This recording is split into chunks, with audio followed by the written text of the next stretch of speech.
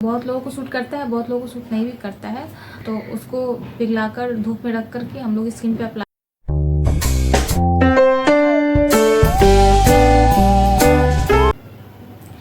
Hello friends, welcome back to my YouTube channel dance Lakshmi Singh. हाँ, तो बहुत सारे लोगों ने कमेंट किया था, आप जब प्रेग्नेंट हुई थी तो क्या आपको स्ट्रेच मार्क आया था।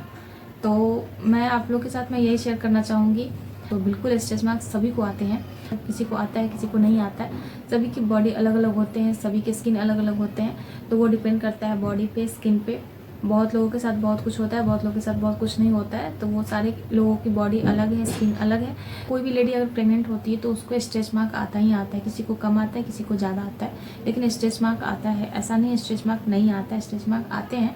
बेली फैट पे भी आपको डिपेंड करता है। और स्ट्रेच मार्क को कम, मतलब स्ट्रेच मार्क कम आए इसके लिए क्या करना है, तो आप ऐसे में आप लोगों के साथ मैं शेयर कर देती हूँ। कोकोनट ऑयल आप अपने बेली फैट पे लगाओगे तो उससे क्या होता है ना, स्ट्रेच मार्क कम आते हैं। मेरे स्ट्रेच मार्क बहुत ही कम आए हैं, मैं अपने बेली फैट पे वही लगाई हूँ। और वो अगर आपका स्किन मॉइस्चराइज रहता है तो आपको स्ट्रेच मार्क बहुत ही कम आएंगे। अगर आपका स्किन मॉइस्चराइज नहीं रहता है कि स्किन पे स्ट्रेच मार्क आने का बहुत ज़्यादा चांस हो जाता है, तो स्ट्रेच मार्क आते हैं और हर लेडी को आता है। बहुत ही रेयर केस में कुछ ऐसे होते हैं जिनको स्ट्रेच मार्क बिल्कुल नहीं आता है। तो सबके बॉडी पे, सभी के अलग अलग बॉडी होते हैं और बॉडी पे डिपेंड करता है। और स्ट्रेच मार्क सभी को आते हैं, जो भी लेडी माँ बनती हैं उनको सभी को स्ट्रेच मार्क आते हैं। किसी को कम आता है किसी को ज़्यादा आता है, लेकिन आते ही हैं। स्ट्रेच मार्क आप चाहते हो कि स्ट्रेच मार्क बहुत कम है तो आप कोई क्रीम लगा सकते हो, अपने गायनेकोलॉजिस्ट से पूछकर आप कोई क्रीम ले सकते हो जिसको अप्लाई करने से स्ट्रेच मार्क बहुत कम आते हैं। लेकिन मैं अपने केस में, मतलब मैं जब प्रेग्नेंट थी तो मैं कोकोनट ऑयल लगाती थी अपने बेली फैट पे, और उससे क्या हुआ, स्ट्रेच मार्क बहुत कम आए हैं। और कोकोनट ऑयल मतलब नेचुरल है, बहुत कम लोगों को वो रिएक्शन होता है। नेचुरल, उसमें कोई केमिकल नहीं है, तो वो आप अपने बेली फैट पे लगा सकते हो। दूसरी बात ये है, जैसे अगर कोकोनट ऑयल यूज करते हो तो बहुत ही कम स्ट्रेच मार्क आते हैं, ये तो सही है। लेकिन कोकोनट ऑयल से बहुत कम लोगों को साइड इफ़ेक्ट हुए हैं। और मतलब क्योंकि होता है नेचुरल चीज़ होते हैं ना, तो वो बहुत लोगों को सूट करता है, बहुत लोगों को सूट नहीं भी करता है कोकोनट ऑयल। जैसे ठंडी के टाइम आता है तो उस टाइम में कोकोनट ऑयल जम जाता है, तो उसको पिघलाकर धूप में रख करके हम लोग स्किन पे अप्लाई करते हैं। जैसे बॉडी लोशन अप्लाई करते हैं, कोकोनट ऑयल अप्लाई करते हैं, या सरसों का ऑयल अप्लाई करते हैं अपने स्किन पे। तो सरसों का ऑयल बहुत कम लोग अप्लाई करते हैं। ऐसे सरसों का ऑयल यूज करने से क्या होता है, बॉडी गर्म होता है और आपको ठंडी थोड़ी कम लगती है, क्योंकि सरसों का ऑयल गर्म होता है, इसलिए बच्चा को मालिश भी किया जाता है। तो इसलिए हम लोग, बहुत सारे लोग ऐसे कोकोनट ऑयल यूज करते हैं ठंडी के टाइम में।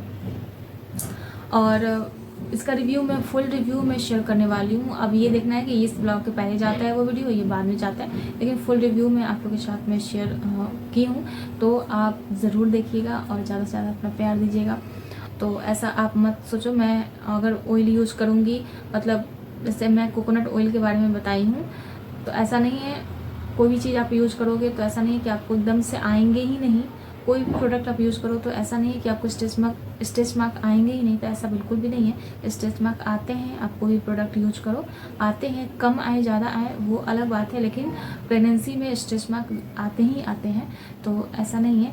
तो अगर आप लोगों को ये ब्लॉग अच्छी लगी होंगी तो ज़्यादा से ज़्यादा शेयर कीजिएगा अपने फ्रेंड एंड फैमिली में। और 1 hour later. अभी इवनिंग का टाइम है और मैं चाय के साथ बनाई हूँ पोहा में मैंने बादाम रखा है और मैगी मसाला मैं डाली हूँ, और ये सब डालकर मैं पोहा बनाई हूँ। बहुत ही टेस्टी बनते हैं मैगी मसाला अगर आप डाल देते हो तो। इसके बाद फिर मैं बना रही हूँ अभी नाइट में, क्योंकि अभी नाइट में मैं चावल बना रही हूँ, तो इसमें मैं कढ़ी और बड़ी बना रही हूँ, मतलब बेसन का बड़ी मैं बना रही हूँ। और सब्ज़ी बना रही हूँ, कढ़ी नहीं बना रही हूँ, बड़ी वाला सब्ज़ी में बना रही हूँ। तो आप लोग देख सकते हो, और बहुत कम बना रही हूँ क्योंकि ज़्यादा सब्ज़ी मुझे नहीं बनाने थे, तो इसलिए मैं थोड़ा सा मैं बड़ी में तल ली हूँ, क्योंकि बहुत टाइम हो गए थे बनाए हुए। तो मैं सो गाइज ये सोई हुई है, और इसको नीचे करो, सोई हुई थी। और अभी मॉर्निंग के टाइम यहाँ तकिया लगाई हूँ मैं, पैर से मार करके ये तकिया नीचे गिरा दी है। अब आप लोग बताओ कि मैं क्या करूं इसको, मतलब गिरे ना, गिरने की वजह से मैं तकिया लगा दी थी नीचे, पिल्लो यहाँ पे रख दी थी, लेकिन ये पैर से मारकर तकिया को गिरा दी है। ये इतना छोटा 4 मंथ की बेबी है, 4 मंथ प्लस हो रहा है, अभी 5 मंथ भी कंप्लीट नहीं हुआ है। तो ये ऐसा हरकत कर रही है, अभी मॉर्निंग का टाइम है, नीचे गिरा दी है। तो ये देख सकते हो कितने बदमाश लड़की है ये, कितने बदमाश है। सो कर के उठ गई है और अभी 11 बज रहे हैं और अभी ये सो कर के उठी है। सो गाइज, बहुत लोगों का क्वेश्चन था what I eat in a day वाले वीडियो क्यों नहीं आप शेयर कर रहे हो। एक वीडियो शेयर करके आपने फिर दोबारा शेयर नहीं किया। तो मैं एक वीडियो शेयर की बट मुझे कुछ खास रिस्पांस नहीं मिला, तो इसलिए मैं सोची कि मैं शेयर करूं या ना करूं। तो इसके वजह से मैं शेयर नहीं कर रही हूं, बट मैं ट्राई कर रही हूं कि मैं फिर मतलब कम से कम 7 वीडियोस में शेयर करके देखती हूं सही में मतलब अच्छे हैं आते हैं रिस्पॉन्स या नहीं आते हैं। अगर अच्छे रिस्पॉन्स आएंगे तो मैं ज़रूर शेयर करूँगी। बट मुझे मतलब फर्स्ट वीडियो से मुझे कुछ ज़्यादा उम्मीद था, वो नहीं हुआ। थोड़ा होता है इंसान डिमोटिवेट हो जाता है, तो की वजह से मैं नहीं शेयर कर रही हूँ। बट मैं शूट करके रखी हूँ video what I eat in a day, जो भी शेयर करने हैं तो वो मैं शूट करती हूँ, वो मैं रखती हूँ। तो मैं जल्द ही सेकेंड वीडियो भी जल्द ही आएंगी और एडिटिंग वगैरह हो चुकी है तो मैं अपलोड जल्द ही कर दूँगी। और ब्लॉग भी आने में लेट हो जा रही है, तो आप लोगों को पता है न्यू मदर के साथ क्या हाल रहता है, तो वही मेरे साथ भी है। और मेरी तबीयत भी बिल्कुल भी सही नहीं लग रही थी, मतलब वही वीकनेस हो जाता है नहीं सोने की वजह से। आप लोगों को पता है अच्छे का तबीयत ख़राब हो जाता है, तो वो सब है। थोड़ा परेशानी भी हो जाता है और बच्चे को लेकर थोड़ा ज़्यादा मतलब ये हो जाता है, परेशानी हो जाता है। आप लोग समझ सकते हो जो न्यू मदर हैं और जो ऑलरेडी मतलब मदर बन चुकी हैं, तो वो तो अच्छे से समझ सकती हैं इस चीज़ को।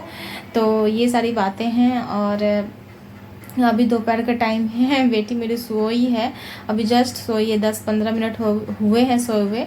लेकिन अभी मैं नहला कर सुलाई हूँ तो ज़्यादा टाइम नहीं सोती है, तो हो सकता है कुछ टाइम में वो उठ जाएगी।